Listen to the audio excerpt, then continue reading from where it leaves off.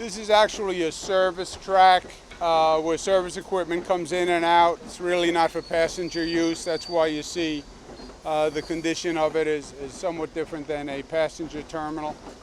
I'm here with Andy Byford and Charlie Hall. As you know, the Subway Action Plan was developed about a year ago, and it has now been fully funded in this year's state budget. So we are now on a fast track, pardon the pun, to get it in action and get it up and running. Last week we went and we saw a car overhaul shop that was operating on a 24-hour, 7-day-a-week basis with more personnel to increase the number of cars that were being rebuilt. Today what we're looking at is a signal and track issue. If you look at the number of problems, the signals and the tracks are the greatest number of problems on the system. And part of it is the insulated joints, which then trigger the signals malfunction. Why do they malfunction? Because over time, dust builds up, metal shavings build up, and they actually trip the circuit on the joint. The signal then turns to red, what they call a false red. That stops all the trains. And with a false red, when you have a red signal, the train can't go until you come out and you make sure that there's actually no problem on the track, which means you would have to diagnose one of these joints. Part of the Subway Action Plan, we brought in consultants from all around the world. One of the devices they brought to us were these wands, the magnetic wands, which are very useful in helping to clean the joints, because what the wand does is it picks up all the metal shavings. And the metal shavings that build up are actually what's triggering the electric current over the joint. They can be as much as 100 pounds of shavings on a single joint, believe it or not. And the magnetic wand greatly accelerates their capacity to clean the joint. We've ordered now with the Subway Action Plan about 1,000 of these wands that are coming in, and they're going to be used to clean the joints themselves. There are about 256 joints that have been identified as problematic. With the additional funding, we can now replace those joints very quickly. There are 22,000 joints in the entire system. By the end of this year, half of all of them, 11,000 joints, will be inspected. What we saw today was an overhaul of a joint, where you literally take out the old pieces, which are designed not to conduct electricity, replace them so you don't have a problem with the joint. It's not a complex issue, but the system is so large that you have thousands and thousands of these small mechanical devices that can go wrong. Many of these signals, many of these joints can be up to 100 years old, believe it or not. And just imagine having something exposed to the climate, operating for 100 years. You can just imagine the number of breakdowns you have. Why haven't joints been replaced before? It's always been money. And preventive maintenance is the first thing to go. And it's taken out of a budget because it seems like you can get away without it. And you can until you can't, right? There used to be an old TV commercial. You can pay me now or you can pay me later, right? Pay me now and do preventive maintenance, or pay me later when the part breaks. When it breaks, it costs you more, and there's delays and there's headaches, etc. For decades, the system was run on that basis, where we weren't doing the preventive maintenance. We deferred the maintenance, and then it hit a critical point where things literally started to break, and they started to break all at once, causing delays. That's when we implemented the subway action plan. My goal now is, now that we have the full funding, I want to make sure it's all implemented and it's implemented quickly. So last week, the car rebuilding shop. Next week, we're going to go look at a shop where they rebuild the components to the cars. That shop is also being increased. Today, the wands, the magnetic wands, which are a new acquisition, but which should help, and an expedition of the overhaul and replacement of the, what they call the IJ joints that are proven to be older and possibly defective. So let's change them before they break.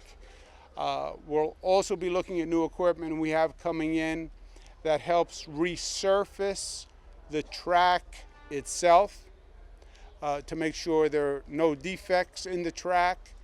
And that's going to be coming in the coming weeks. So now that we have the funding, the trick is to make sure it all happens, and it happens fast. And we eliminate the bureaucracy. And if there's a problem or an obstacle, that we get past it quickly. If there's a problem in hiring, we get past it quickly. And that's my goal over these next few weeks. We have the funding. Let's get the money to work. Let's get the money to work quickly. And let's target the priority areas, which is exactly what we're doing. And hopefully between now and the end of the year, all this work will actually result in fewer delays, fewer breakdowns, etc. Preventive maintenance, it's the same thing on your vehicle. It's the same thing with your appliances at home. If you don't do the maintenance, eventually it catches up to you. And we didn't do it because it was a question of dollars. In my opinion, it was all short-sighted. But we did it now, and we have full funding to do the short-term repairs. And also in this budget, we're talking about increasing fares on for-hire vehicles. That will provide a funding stream going forward. So it's not that we just have a short-term funding stream. We have $800 million to do short-term repairs, but then we'll have for-hire vehicles going forward, those surcharges, which will continue the repairs going forward. And again, I consider myself the bureaucracy buster. There's a lot of bureaucracy in government, and you hit an obstacle and everything stops. And I just want to make sure on a project as important as this, that we keep it going, we implement it as quickly as possible. If there's a problem, an obstacle, let's figure out what it is, and let's resolve it. How many of there are these? Last week at the maintenance shop where they're actually fixing, shut it down the track. How many would you say are critical for the cogs in the wheel to getting these things? The single most problematic area is track-related problems and signal-related problems. Now, there's a lot to that, right? It's literally the track, the surface of the track. We talked about equipment coming in to help resurface the track. You have 22,000 joints, like the joints we just saw. Some can be 100 years old. We will be overhauling or replacing half of all the joints by the end of this year. And then you have the signal itself, the lighting and the circuits in the signal. Some of those can also be 100 years old. So that makes up the largest single constellation of problems. Car-related problems, doors, door issues are the number one problems on the cars, which we've been attending to. We've also been working on the air conditioning now, coming into the summer. We want to make sure the air conditioning is working. So we're going component by component. Governor, when do you expect subway riders will actually feel and notice that there are fewer delays as a direct result of this joint work? You have the most intense effort at repair maintenance that the system has ever seen. It's literally a 7-day-a-week operation. It's 24 hours a day, and it is now in full implementation. Is there a moment where a switch is going to click and delays stop, problems stop? No. But you will feel it incrementally, certainly between now and the end of the year, right? Replacing half of all the joints is going to make a difference. Increasing the rebuilding of cars is going to make a difference.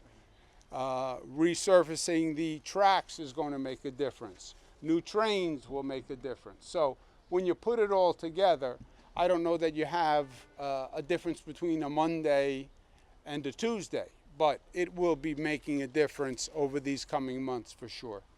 Can we talk about the Long Island? You think that's fair, Andy? Yeah, sure. If I might just add to that, I mean, the governor's brought me in to finish off this subway action plan, but then to take it to the next level. There's just one point I wanted to make. One thing that for the future will make a real difference, and I've spoken about it regularly, is a move to a modern signalling system. A, because that gives us more capacity, but B, it inherently gives us better reliability. And the reason for that is a modern signalling system, the sort of equipment that we've been talking about, the governor very eloquently just described, you don't need any of that. There won't be any train stops, there won't be any trip cocks, there won't be any insulated block joints, there won't be half as many signal trees because the trains talk to each other. But I don't want New Yorkers to think, oh, we just have to wait until we get new signalling. What we're doing right now will come good. And we have had better days of late. Major signal-related problems are down 12%. Major track-related problems are down 37%. Major car-related problems are down 81%. And overall, major incidents are down 31%. But I know that if you just look at this morning, there's still far too many problems.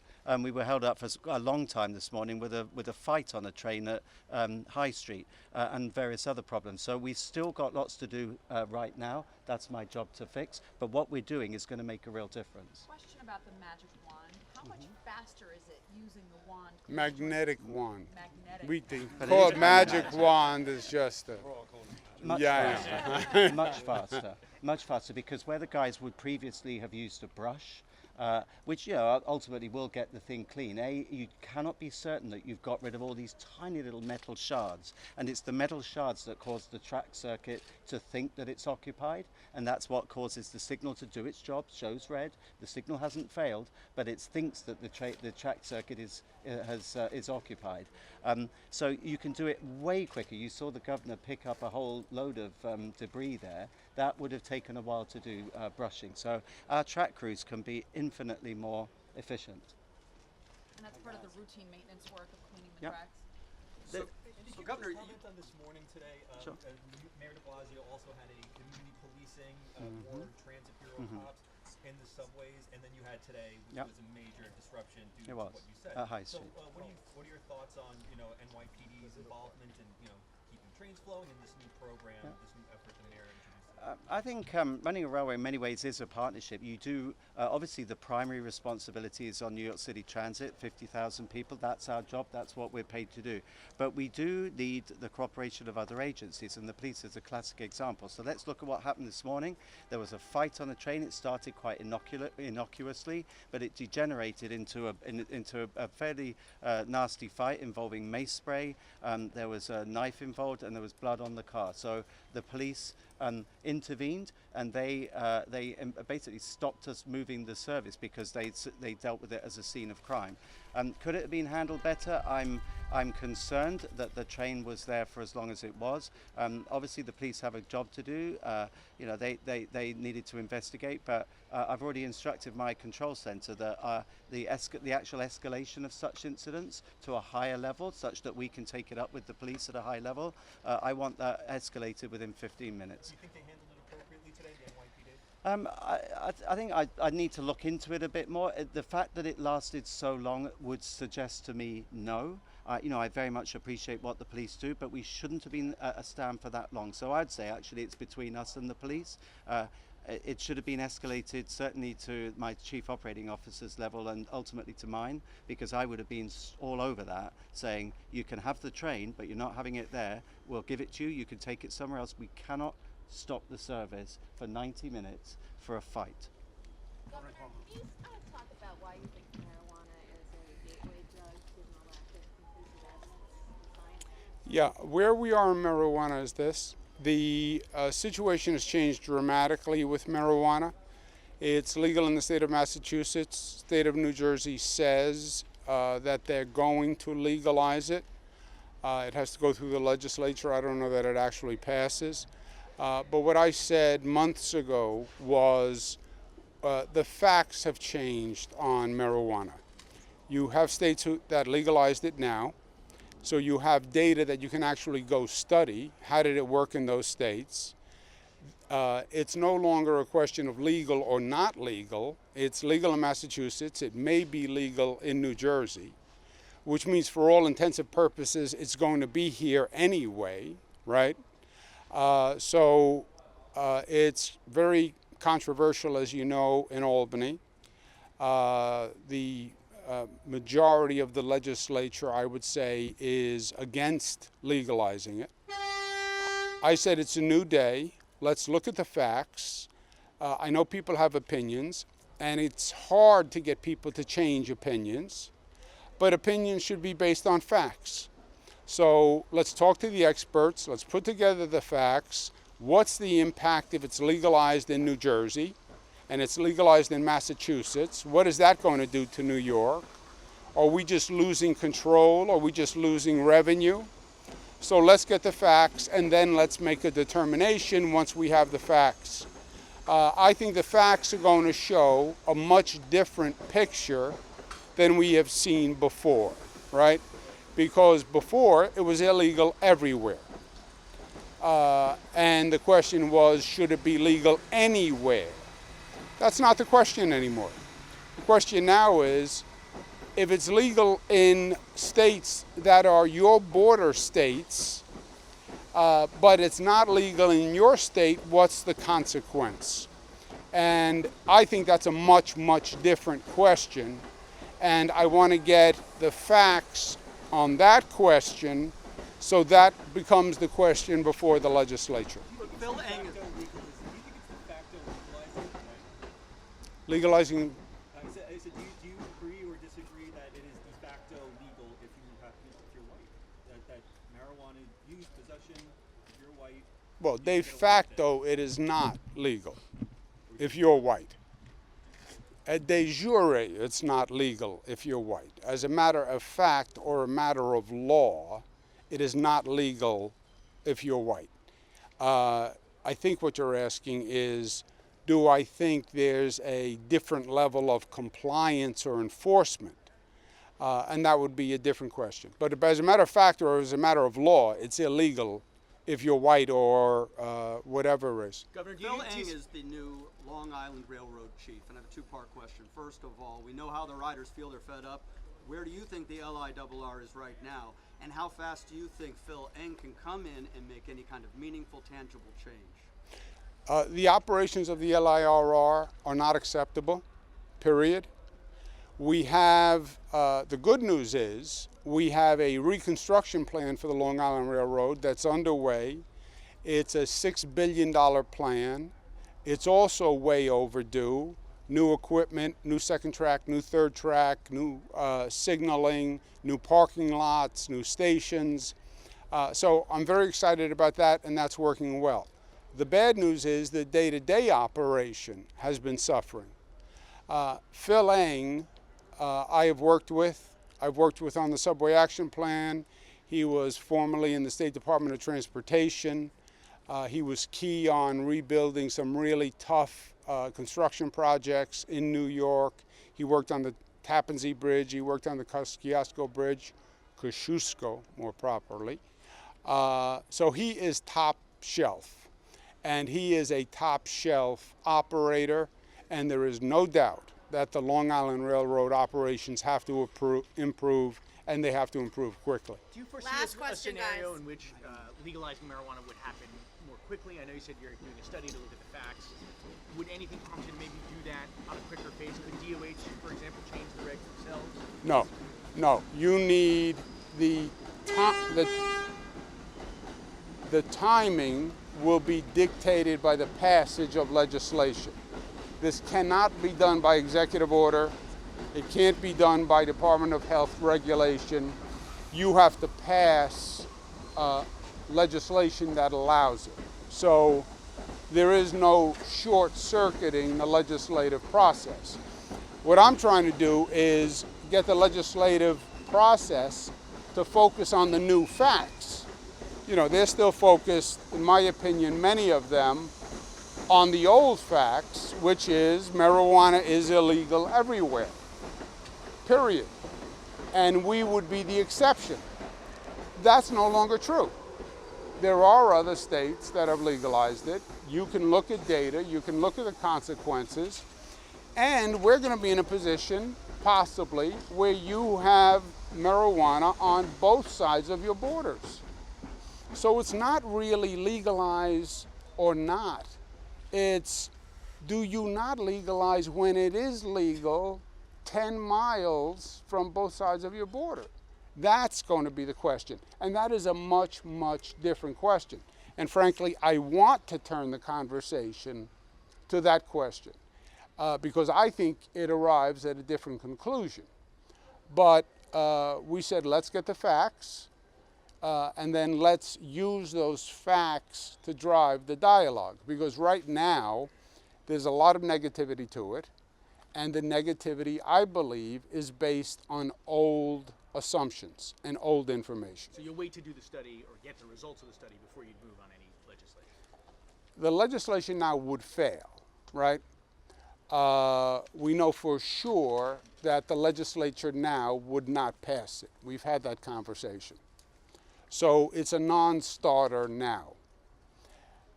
If you have different facts and different information, could it lead to a different conclusion? If people are open-minded, yes. But first you need the new facts and you need the new information, and that's what the study is going to do. I think the study is going to be a pivot point in the conversation. You know, we went through this with marriage equality.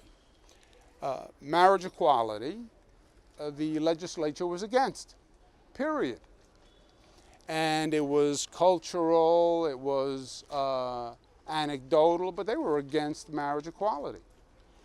Before we passed it, just a year before or 2 years before, it went down with both Democrats and Republicans. So the first step for me with marriage equality was basically a re-education campaign, right? What is marriage equality?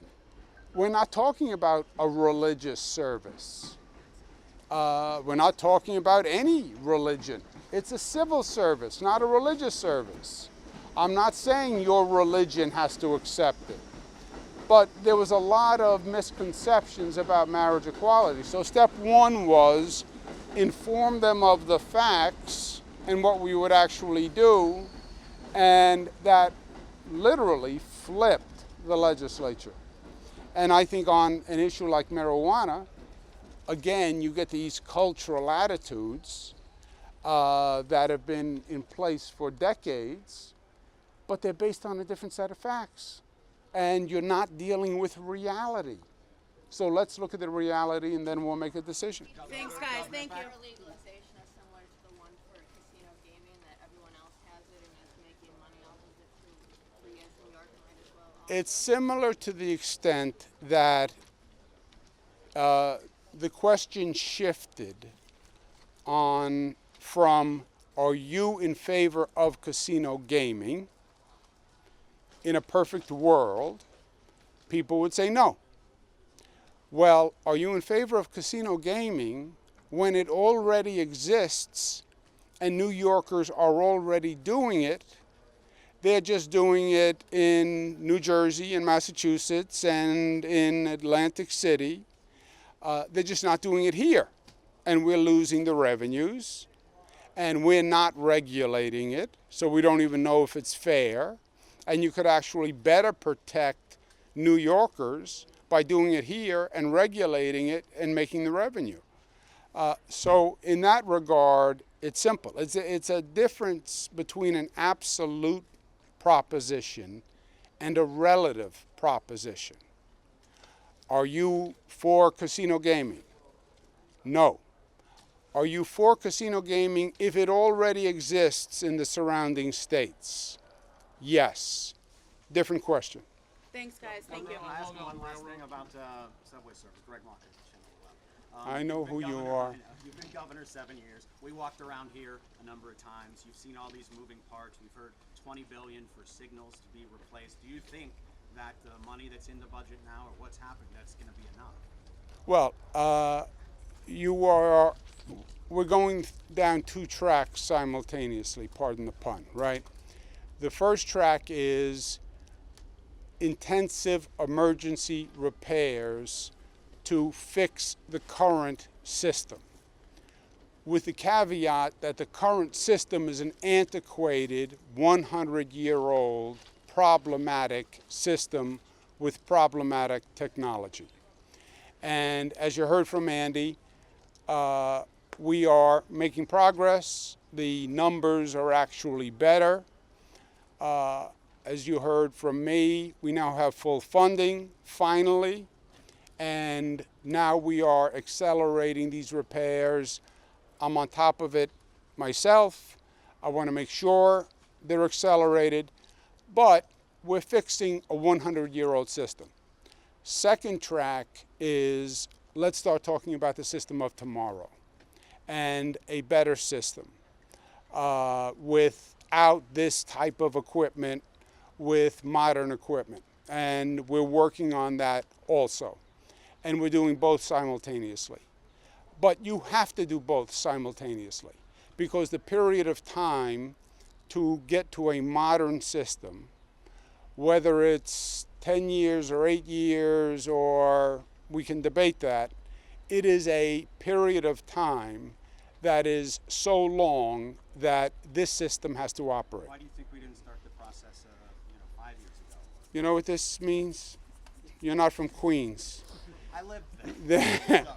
This means money. It means money. It means you would have had to pay. And we want to keep taxes down, and we want to keep tolls down, and we want to keep fares down. That's why we didn't maintain the system. Because they'd go through the budget and they'd see preventive maintenance and they'd say, well, we don't need that, scratch that out. So it was a pure question of funding. I think it was short-sighted. How long did you think a 100-year-old electric joint was going to last? And what did you think was going to happen?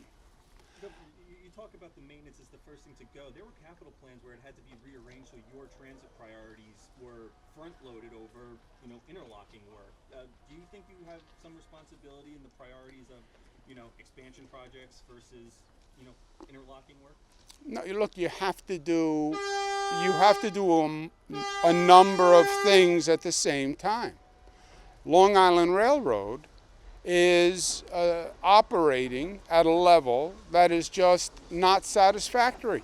You can no longer continue it. Well, what does it take to fix it? You have to build a new second track, a new third track. You have to put in more equipment. That costs money. If you don't do it, you're going to be right where you're sitting today. So, Second Avenue Subway was determined before I started, but it took a lot of money. I think it was the right long-term decision.